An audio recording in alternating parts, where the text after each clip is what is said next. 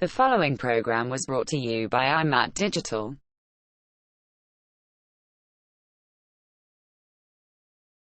Well, as you've seen from the poster, today is were they ever colonized? You're about to find out. They were. Yes, so today is 173 years of independence. We will be celebrating that by virtually traveling to Monrovia. So welcome to the series. And Freetown 2 is going to be a series where I can connect with more West African cities. I just think it's good for the culture and good for people to know what the neighboring countries and cities neighboring Sierra Leone are doing. And I always think, like, when I was in the UK, I knew quite a lot about what was happening in the neighboring countries. So why don't I do the same here in my location of Freetown? So I'm excited for the live. Shall we bring Famina in? Should we bring her in, or should I? Do you know what? I should probably say a few things about Freetown for people who aren't in Freetown, but I feel like most of the people listening at the moment are from Freetown. Hey, Abai. Okay, so I'll just say a few things about Freetown, like interesting facts. So our independence is on the 27th of April, 1961. We gained independence. That's the year we gained independence. So we're a baby in comparison to Monrovia. Our population in Freetown is over 1 million, and we've recently in Freetown discovered a new tourist attraction at Mambo. So that's some interesting information about Freetown. I don't want to go into Liberia too much. I feel like that's why I have my guest. I have the wonderful Famina. I don't know if you guys have seen her YouTube channel. She has a lot of content about what's happening in Monrovia. She moved to Monrovia from Detroit 4 years ago, but I'll allow her to say more of her story. Mambo. I still want to go to Mambo. I haven't been yet, but so I will invite Famina now. Actually, before I invite Famina, let me show you essential packing for road trips. So the road trip from Freetown to Monrovia is about 8 hours. Of course, I can't travel without bigging up my own products. Of course, I'll travel with some Mama Lou's kitchen snacks. I've got my water, travel with that, and another essential item is some lip balm. So, we said same day as Togo. Yes, we do have the same Independence Day as Togo. But so that's all my essential items. It takes about 8 hours to travel via road, and yes, we're traveling via road because no one's doing any air traveling right now. But let me invite my guest. We're about to arrive in Monrovia, guys.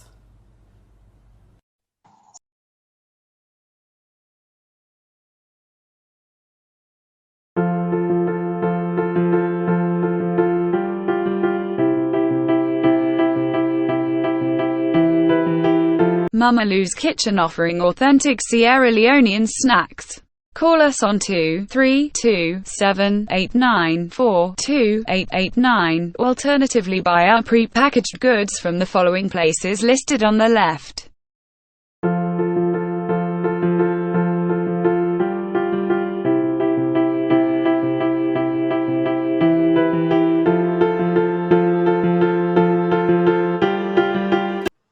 Waiting for Famina. Hey, Famina. Hey, what's up? Independence Day. Thank you. That's exactly how I feel about Sierra Leone. Sometimes I feel like you need the breather, you need to go out, but then there's no place like home. There's no place like it. So by the time you're out, you're missing what you're used to. Yeah, for sure. Crazy, it's crazy. So back to independence. So Liberia is the oldest independent country in Africa, and I feel like this should be celebrated more. Like, a lot of people don't even know that fact. But how did Liberia manage to get independent? So this is the independence, and I'll say this: every man, every woman, every child in Liberia is going to celebrate Independence Day. But there's a lot of debate behind. We are considered one of two African nations that were not colonized, but there's some debate as to if we were colonized. So we were Basically, freed slaves left the U.S. In the 1800s, and they landed here in 1822. Now, we gained our independence on in July 26, 1847. But a lot of people, there's a lot of, there's a lot of conversation about that. And if you look on my blog, we actually had a whole roundtable discussion about it, and I'll continue to have these conversations.